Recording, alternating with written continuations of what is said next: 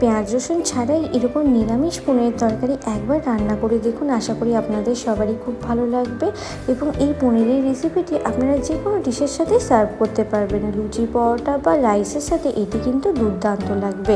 নমস্কার বন্ধুরা, 16 আনা বাঙালিয়ানার রান্নাঘরে আপনাদের সবাইকে স্বাগত জানাই। তো এখানে আমি একটি পনিরের প্যাকেট নিয়েছি, সেখান থেকে পনিরগুলোকে আমি এরকম স্কোয়ারভাবে কেটে নিয়েছি এবং একটু গরম জলের মধ্যে এটিকে 15 মিনিটের মধ্যে ভিজিয়ে রাখবো যাতে পনিরগুলো নরম থাকে। আপনারা চাইলে কিন্তু মিষ্টির দোকান থেকে কিনে আনা পনিরও ব্যবহার করতে পারেন। এরপর আমি এই পনিরের রেসিপিটি বানানোর জন্য একটু কাজু বাদাম ও চারমগজকেও ভালো করে জলের মধ্যে ভিজিয়ে রেখে দিয়েছি এবং এই পনিরের তরকারির গ্রেভিটি বানানোর জন্য এখানে আমি 4টে টমেটো নিচ্ছি, একটু আদা এবং একটি কাঁচা লঙ্কা দিয়ে ভালো করে একটি স্মুথ পেস্ট বানিয়ে নিয়েছি। আর এদিকে যে 15 মিনিটের জন্য আমি যে কাজু বাদাম ও চারমগজটা ভিজিয়ে রেখেছিলাম সেটিকেও একটি ভালো স্মুথ পেস্ট বানিয়ে নেব। দিয়ে তারপরে একটি কড়াইয়ের মধ্যে সাদা তেল দিয়ে ভালো করে তেলটি গরম হওয়া পর্যন্ত অপেক্ষা করব এবং তেলটি গরম হয়ে গেলে যে ভিজিয়ে রাখা পনিরগুলো ছিল সেটি এখানে এক এক করে দিয়ে নেব। দিয়ে এক পিঠটা ভালো করে লাল লাল ভাজা হয়ে গেলে অপর পিঠটা উল্টে দেব এবং উল্টে দিয়ে অপর পিঠটাও হালকা হালকা করে ভেজে নেব।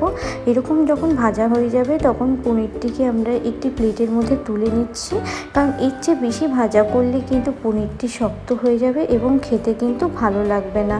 এভাবে পনিরটি তুলে নেওয়ার পর এবং ওই একই তেলের মধ্যে একটু সাদা জিরে, 2টো এলাচ এবং একটি দারচিনি দিয়ে ভালো করে ফোড়নটিকে নেড়ে চেড়ে ভেজে নেব।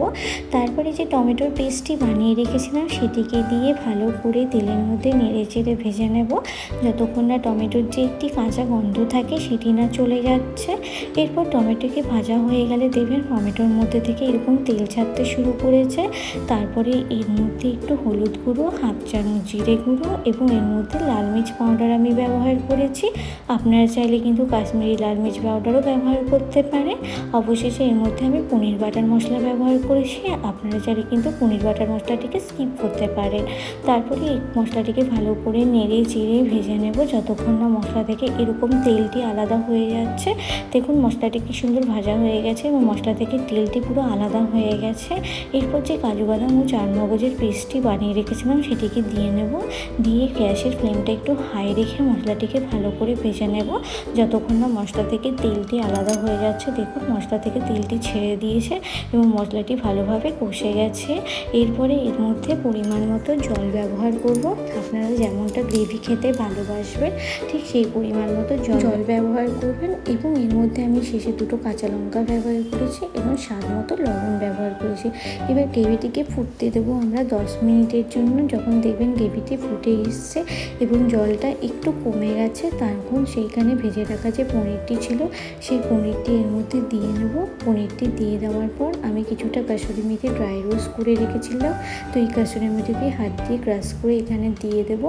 আপনারা চাইলে কিন্তু এই পনিরের রেসিপিতে কাসুরি মেথিটা নাও দিতে পারেন, তবে কাসুরি মেথি দিলে এর মধ্যে একটা আলাদাই ফ্লেভার এবং আলাদাই একটি গন্ধ আসে যেটি কিন্তু খুব সুন্দর লাগে।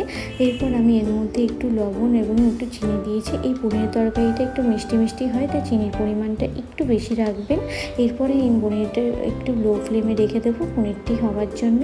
সবশেষে এর মধ্যে আমি একটু আমুলের ফ্রেশ ক্রিম এবং একটু আমুল বাটার ব্যবহার করেছি যাতে গ্রেভিটি আরও ঠিক হয় আর খেতে কিন্তু খুব সুস্বাদু হয়।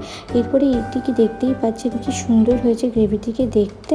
এরপরে এটিকে একটি সার্ভিং প্লেটে নামিয়ে নেব। এটি যে কোনো পরোটা বা লুচি বা রাইসের সাথে খেতে কিন্তু খুবই ভালো লাগে। নিরামিষ দিনে এই রেসিপিটা একবার ট্রাই করে দেখুন, আপনাদের সবারই খুবই ভালো লাগলে রেসিপিটি যদি ভালো লেগে থাকে তাহলে চ্যানেলটিকে লাইক, কমেন্ট, সাবস্ক্রাইব করে দেবেন।